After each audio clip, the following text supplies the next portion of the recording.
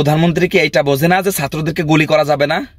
প্রধানমন্ত্রী এইটা বোঝে না যে ছাত্রদের কোটা মেধা তালিকায় আনতে হবে? প্রধানমন্ত্রী কি এইটা বোঝে না যে ভোট চুরি করা যাবে না, ভোট চুরির ক্ষমতায় আসা যাবে না? হারামজাদা ব্যারিস্টার সুমনরে তো আপনারা তো সবাই চেনেন, তাই না? এইটি আওয়ামী লীগের একটা নেক্সুরাত দোকা আর কি, নেক্সুরাত দোকা। এর কার্যক্রম সমস্ত কিছু নেক্সুরাতে দোকা। জনগণকে পুঁজি করে এও ক্ষমতায় আসছে। এই আওয়ামী লীগকে এ পরিপূর্ণভাবে সাপোর্ট দিতেছে নেক্সুরাতে। মানবতার ফেরিওয়ালা সাজে, কিন্তু মানুষের পাশে বিন্দু মাত্রও থাকে না। তার প্রমাণ হলো স্টুডেন্টদের পাশে সে এক বিন্দু মাত্র সে নাই। এই যে হত্যা করা হলো, প্রায় 200 স্টুডেন্টকে হত্যা করা হয়েছে, এ ব্যাপারে তার কোনো বক্তব্য এখনো পর্যন্ত আমি দেখি নাই। হত্যার ব্যাপারে কোনো বক্তব্য সে দিয়ে নাই। বক্তব্য দিয়েছে সরকার এই পদক্ষেপ নিচ্ছে, সরকার সেই পদক্ষেপ নিচ্ছে, সরকার এটা জরুরি আলোচনায় বসতেছে।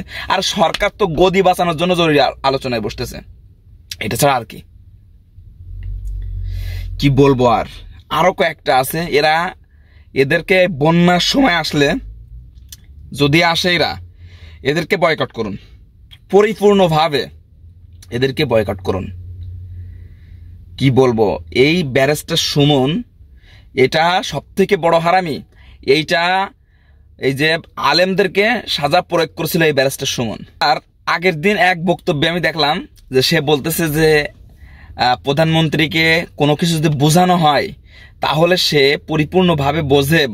সে প্রধানমন্ত্রী কি এইটা বোঝে না যে ছাত্রদেরকে গুলি করা যাবে না? প্রধানমন্ত্রী এইটা বোঝে না যে ছাত্রদের কোটা মেধা তালিকায় আনতে হবে?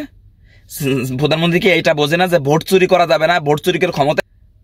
পাগল সাজো, মানুষকে পাগল বোঝাও, তাই না? হাজার হাজার মানুষ আজ হাসপাতালে, 200-র উপরে ছাত্রকে সরাসরি গুলি করে হত্যা করা হয়েছে। ডক্টররা বলতেছে যে না, এটা রাবার বুলেট নয়, এটা ডিরেক্টলি এটা হলো গুলি করা হয়েছে ছাত্রদেরকে। যেখানে স্টুডেন্ট যারা মেধা তালিকায় রয়েছে এদের সবচাইতে বেশি ভূমিকা বাংলাদেশের। যেখানে স্বৈরাচারী শাসক পৃথিবীর ইতিপূর্বে তারাও মেধাকে গুরুত্ব সহকারে দেখত, আর এমন একটা শাসক যার কাছে মেধার কোনো মূল্য নাই।